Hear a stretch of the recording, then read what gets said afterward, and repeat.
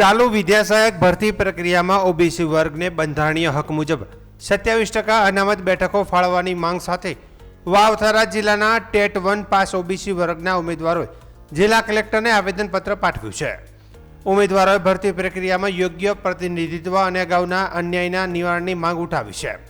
ઉમેદવારોના જણાવ્યા અનુસાર રાજ્યમાં અંદાજિત 11,000 વિદ્યાસહાયકોની ભરતી પ્રક્રિયા ચાલી રહી છે. આ ભરતીમાં ઓબીસી વર્ગને બંધારણમાં નિર્ધારિત 27% અનામતનો લાભ મળવો જોઈએ. સાથે જ અગાઉની ભરતીમાં ખાલી રહેલી ઓબીસી વર્ગની બેકલોગ બેઠકોનો પણ સમાવેશ કરવામાં આવે તેવી રજૂઆત કરવામાં આવી છે. આવેદનપત્રમાં જણાવાયું છે કે વર્ષ 2024ની વિદ્યાસહાયક ભરતી દરમિયાન રોસ્ટર રજિસ્ટરના અમલીકરણના કારણે ઓબીસી વર્ગને પૂરતું પ્રતિનિધિત્વ મળ્યું ન હતું, જેના પરિણામે અનેક લાયકાત ધરાવતા ઉમેદવારો નોકરીથી વંચિત રહ્યા હતા. ઉમેદવારોનો સીધો આક્ષેપ છે કે ભરતીમાં ઓબીસી વર્ગને માત્ર 13થી 14% જેટલી બેઠકો ફાળવવામાં આવી હતી. ટેટ 1 પાસ ઉમેદવાર ચૌધરી ભરતભાઈએ જણાવ્યું કે અમે વાવથરા જિલ્લાના ટેટ 1 પાસ ઉમેદવારો અમારી રજૂઆત કરવા કલેક્ટર કચેરી આવ્યા છીએ. અમારી મુખ્ય માંગ એ છે કે ભરતી પ્રક્રિયા ઝડપથી પૂર્ણ કરવામાં આવે અને ઓબીસી વર્ગને બંધારણ મુજબ 27% અનામતનો લાભ આપવામાં આવે. તેમણે વધુમાં જણાવ્યું કે ગત ભરતીમાં અમને માત્ર 13થી 14% જેટલી બેઠકો મળી હતી.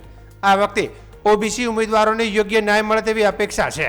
તેમણે સરકાર દ્વારા તાજેતરમાં જાહેર કરાયેલા જ્ઞાન સહાયક સંબંધિત પરિપત્ર અંગે પણ ચિંતા વ્યક્ત કરી હતી અને જણાવ્યું હતું કે ટેટ 1 પાસ ઉમેદવારોના ફોર્મ ભરાઈ ચૂક્યા હોવાથી પ્રથમ વિદ્યાસહાયક ભરતી પ્રક્રિયા પૂર્ણ કરવી જોઈએ. ઉમેદવારોએ જિલ્લા કલેક્ટર મારફતે રાજ્ય સરકાર અને શિક્ષણ વિભાગ સુધી પોતાની રજૂઆત પહોંચાડવાની માંગ કરી છે. તેમણે આશા વ્યક્ત કરી છે કે સરકાર ઓબીસી વર્ગના ઉમેદવારોની માંગને ગંભીરતાથી લઈ ભરતી પ્રક્રિયામાં બંધારણીય જોગવાઈઓનું પાલન સુનિશ્ચિત કરશે. વિદ્યાસહાયક ભરતીના અનામત મુદ્દે ઓબીસી ઉમેદવારોની આ રજૂઆતને લઈને હવે સરકાર અને શિક્ષણ વિભાગ શું નિર્ણય લે છે તેના પર ઉમેદવારોની નજર મંડાઈ છે. મારું નામ ચૌધરી ભરતભાઈ.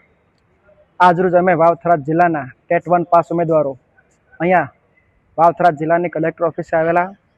અમારો મુદ્દો એક જ હતો કે અમે જે ટેટ 1 પાસ ઉમેદવાર છીએ એની અમારી આ ભરતીની પ્રક્રિયા ઝડપી પૂરી થાય અને 27% પૂરતું અમને ઓબીસીની કેટેગરી વાઇઝ સીટો મળે.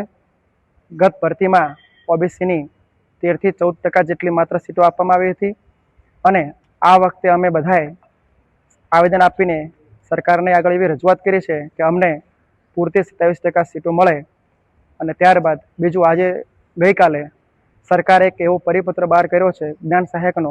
તો અમે સરકાર સામે વિનંતી કરીએ છીએ કે પહેલાં અમે જે ટેટ 1 પાસ ઉમેદવાર છીએ અમારા ફોર્મ ભરાઈ ચૂક્યા છે તો પહેલી અમારી અરજ સાંભળશું જી.